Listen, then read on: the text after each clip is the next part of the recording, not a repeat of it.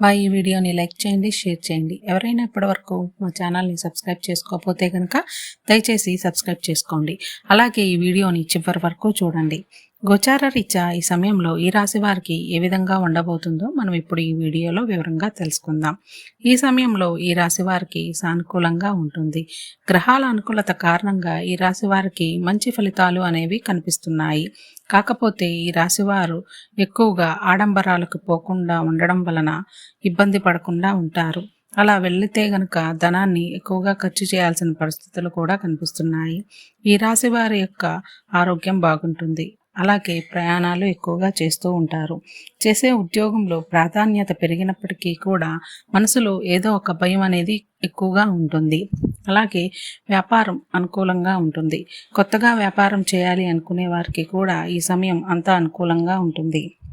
ఈ రాశి వారికి ఇల్లు వాహనాలు కొనుక్కోవడానికి ప్రయత్నాలు అనేది చేస్తారు. రాజకీయ ప్రముఖులతో పరిచయాలు ఏర్పడతాయి. ఆర్థిక పరిస్థితి సంతృప్తికరంగా ఉంటుంది.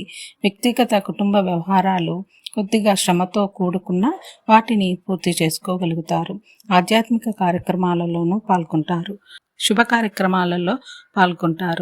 కార్యక్రమాల కోసం దూర ప్రయాణాలు కూడా చేయాల్సిన పరిస్థితులు కనిపిస్తున్నాయి. కుటుంబ పరంగా, ఆర్థిక పరంగా, ఆరోగ్యపరంగా ఈ రాశి వారికి అంతా అనుకూలంగా ఉంటుంది. గతంలో సోదరులతో ఆస్తి వివాదాలు ఏమైనా ఉంటే అవి ఈ సమయంలో పరిష్కారం అవుతుంది. సంతానానికి ఈ సమయం సానుకూలంగా ఉంటుంది. విద్యార్థులకి ఈ సమయంలో అంతా అనుకూలంగా ఉంటుంది. దూర ప్రాంతాల్లో ఉండి చదువుకునే వారికి, అలాగే విదేశాల్లో ఉండి చదువుకునే వారికి ఈ సమయం అనుకూలంగా ఉంటుంది. పోటీ పరీక్షల్లో పాల్గొనే వారికి విజయాన్ని సాధించుకోగలుగుతారు. ఈ రాశి స్త్రీలకి చూసుకుంటే ఈ రాశి స్త్రీలకి ఈ సమయం ప్రశాంతంగా, ఆనందంగా గడుపుతారు. అదేవిధంగా కుటుంబ పరంగా, ఉద్యోగపరంగా, వ్యాపారపరంగా, ఆర్థిక పరంగా ఈ రాశి స్త్రీలకి అంతా అనుకూలంగా ఉండబోతుంది. ఈ రాశి వారికి మరింత శుభ ఫలితాలు కలగాలి అనుకుంటే ఇష్టదేవతారాధన చేయండి, కలిసి వస్తుంది.